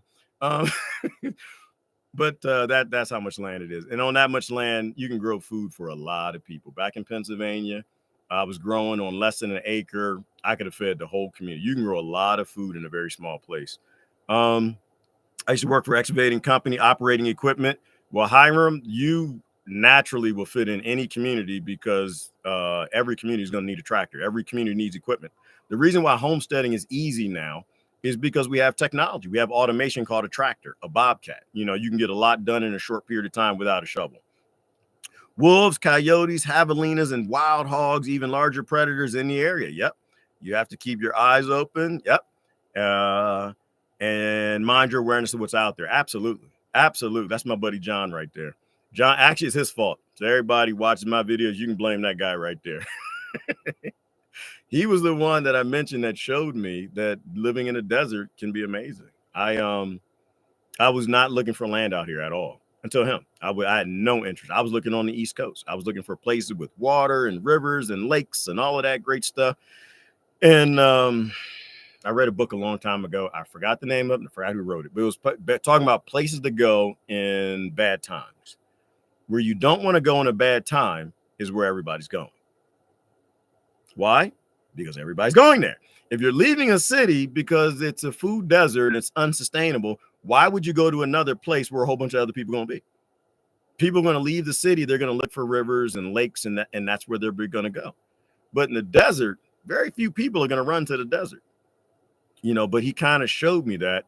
And then so I was like, okay, well, let's check it out. And I came out here, and I don't know if John's still here, but I remember the time he told me. He said, all right, Gerard, just be quiet for a minute. We're looking at a property. He knows me. He knows I got this motor. It never stops. He says, be quiet for a minute. And it was 3 of us. And I couldn't believe it. He said, what do you hear? I don't hear anything. Yeah. He said that's one of the reasons why the desert is amazing. I didn't hear anything, yo. I've never in my life not heard anything. Except for maybe when I was in the womb, maybe. I don't know. I've never not heard anything. There were no birds. There were no jets, ambulances, people, cars, trucks. It was total silence. And it was the most amazing thing because I've never experienced that before. Nice little breeze, you know, in the desert. It gets hot in the day sometimes in the middle of the summer, but in the evening, it's always cool. You know, if it's cold at night, like it was last night, it was in the damn 20s. In the daytime, it's going to hit 50 or 60. Like you always get a break in relief in Pennsylvania, Maryland, where I live, because of the humidity in the air. Oh, if it was cold in the day, it's cold at night. It was cold. It was hot in the day. It was hot at night. You know, which leads you to the insustainability of the air conditioners and the heaters and running them all the time and cost of living and having to have all these jobs. Out here, it costs maybe $300 a month. You can live out here very easily if you're set up right. So anyway, but you work, yeah. So to the point of, yeah, you got to be careful in the desert because everything is out here too. I just because you don't hear anything doesn't mean there's nothing here. I got out here, I'm like, man, ain't nothing here. But that was not the case. There are I saw my first badger, y'all. I saw my first badger. Well, that's not. I saw it clearly in the daytime. I used to see them at nighttime, and they're like little bears, and they run off the road. Badgers are nasty. But this was in the daytime, and this badger, I mean, like, because it was in the road, it was drinking water out of a pond after a rain. It was about 2 months ago, and I was with my buddy. And we drove up to it, and it saw us coming. It's like, yeah, well, all right, I know what you are. You're a truck, and you got some humans in you. So I'm going to go ahead and let y'all drive by. And it walked off the road, and it stayed right there in a bush next to the road. It didn't do what animals normally do, where they just keep running. No, it stayed right next to the road. Because I don't think it rained in like 2 or 3 months at this time. And we drove up and we parked. And I was getting pictures. I got a rough picture of it. It wasn't a good one. But it just sat right there. And my buddy was like, get out the truck and go get a picture. I'm not getting out this truck. That's a badger. No. We're not doing that. People have popped these badgers and they're still on just hold on to his boot. No, we're going to stay in this truck. But the point was it just sat right there and it was not scared of us at all. It was like, yeah, I'm going to let y'all drive by. And when y'all are done, and when we drove past, it came right back out and went back to drinking that water, the water in the little gully in the road. But the badgers are here. The porcupines are here. There are frogs here. There are mosquitoes here. There's everything you would think that would only live in a place with water. Everywhere. Toads are here. Rabbits like you wouldn't believe. Jackrabbits and the white-tailed bunny rabbits, mule-tailed deer. Again, the oryx and a bunch of there's life everywhere out here. Which is why I don't worry about the jaguar. Which the jaguar is here as well. But the jaguar, you know, it's got plenty to eat. It doesn't need me. It hears the dogs barking and like, you know, a jaguar probably could take out a bunch of my Anatolians. There are 9 of them out here. 2 are over 140 pounds now. However, why would a jaguar do that? Why am I going to go fight with a bunch of dogs and get hurt? I'm going to get most of them, but why would I do that? I can just go over here and grab this deer. I can just go over there, you know, grab, you know, this porcupine or this badger or whatever. They probably don't mess with the badgers too much. But the point is there's plenty of food out here. We're not on the menu unless they're starving. If they're starving, they got to make that delineation. Do I feel like fighting every daggone thing to get a little meal, a couple of chickens? And most animals just keep moving, like even the coyotes and everything. It's just not worth it. That's the benefit of livestock guardians. They're a little hard to deal with when they're bored, and mine are bored. And this is all my fault. You know, I'm working on the goat pastures now. We've got the goats. We're going to divide up the Anatolians and probably 2 Anatolians per pasture with their goats. Hopefully they get attached. Hopefully they're not too old now to get attached. And now they have work to do. So they're not living like pack animals. And that's the problem I have with my Hercules. The one who disappeared, is he's acting like he's in a pack. And you're not a pack. You're working dogs. So I'm hoping that will heal that. But that's the benefit, is you don't have to pop everything when you have livestock guardians. They do the work. They go with the herd. They stay with the herd. they're smart enough to where they won't chase the coyote back to the den. They're just going to chase the coyote out the area. And they're too big anyway. They're not going to catch a coyote. Coyotes are insanely fast. You know, the wolves are just going to run. They're not going to want to deal. They're not going to stick around. And that's how you fit in the ecosystem with your own ecosystem, with your own wolf pack, keeping things at bay. They're bear here. The bear don't want to come here. The bear can take out Anatolians, of course, and Anatolians can take out a bear too, and they can take out wolves. But the point is, they're not going to want to deal with it. They're going to go for the simplest meals. Like the lion. The lion doesn't go for the biggest, strongest gazelle. It goes for the weak one. It goes for the sick one. They're natural garbage collectors. They're thinning the herd with the weak and the small and the old, and they're making the herds bigger and stronger. And this is how everything feeds together, ecosystem. And now I've said way past what I want to say. I'm going to read these last 5 comments and I'm gone. I was working in debt. Thank you for everybody for spending your time. I appreciate. I did want to get to a point where I started live streaming. I'll come up with some regular time to live stream. It'll mostly be the mornings when it's cold and I don't want to get out there and work. I have a deal with the union. The union says, and my boss says, I do not have to go outside if my fingers freeze. I don't have to work in the rain and the wind no more because I'm the boss. No, we have a deal that's in my contract. So I'll do more live videos in the morning when there's something to talk about. I was working in downtown. Bellevue, Washington. Cougar walked right across my path. Right. And that was the whole point. These are wild animals. They're everywhere. They know what a city is. They know what you are, and they know that you're not out in the day. So what do? They come at night. And I think as we have more and more security cameras in places, we're going to find out things aren't where they're supposed to be. Farmers out here have been talking about panthers and jaguars for generations, and no one believed them. But now you got them on game cameras. They're here, and they've always been here because they're walking through. They're going to, Arizona and New Mexico to the forest. And sometimes a few stay if they can find a food source, but it's everywhere.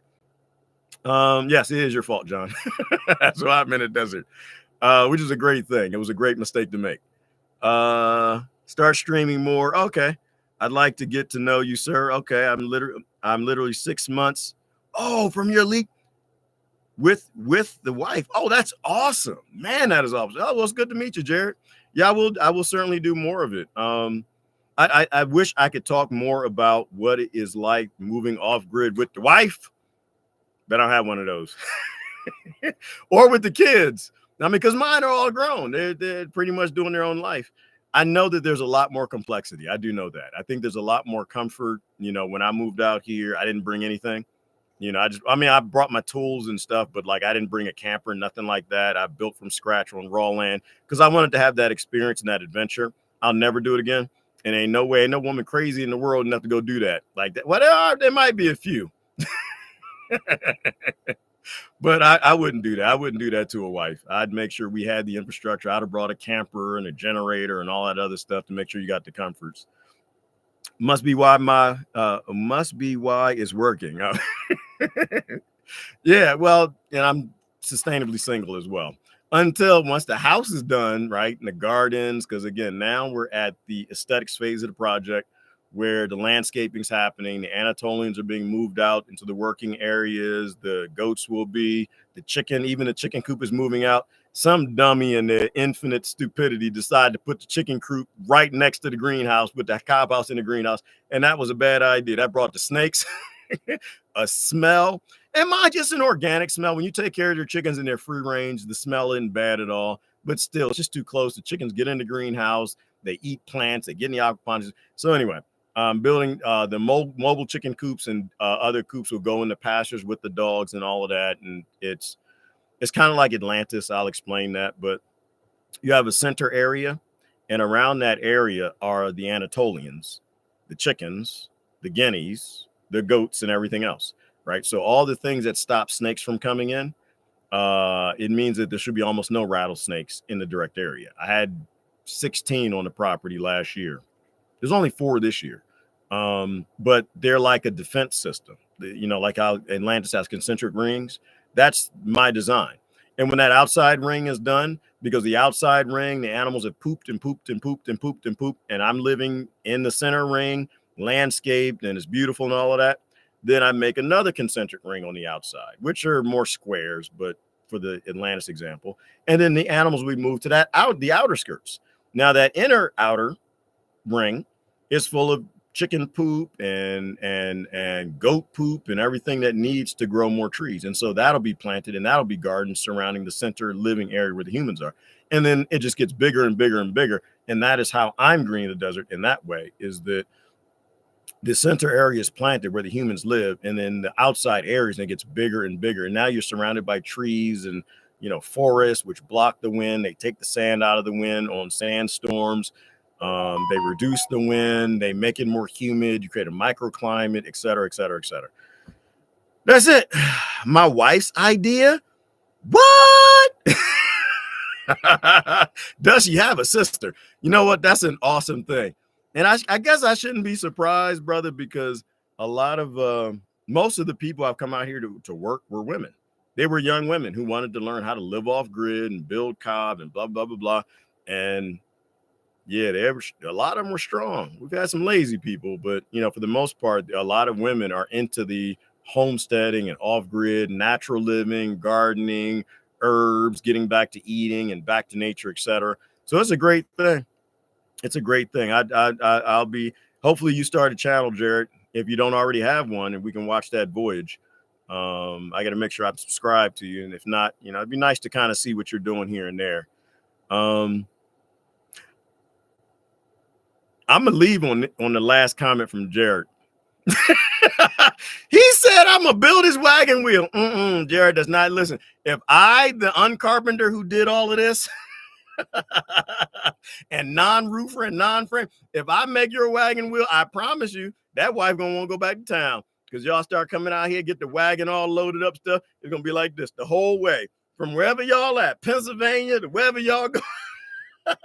Every time that wagon wheel comes in, and that's why it works, because when the wagon wheel breaks, the whole thing will go boom, it's gonna fall to the side. As a carpenter, you get on that. Everybody else, appreciate y'all coming in. Thanks. I'll live stream again here soon. I just want to do a catch up. Haven't done a video in a long time. I am working on a few. I just haven't had moments. I think the next one is going to be about the cats and the Anatolians. They're actually getting along now, which is a phenomenal, wonderful thing. They found their balance. I'll tell y'all how I did all of that, blah, blah, blah. And as winter, we'll do a lot more live streams because I don't work in the cold. Appreciate y'all. This is Gerard Green in West Texas. Y'all have a great day.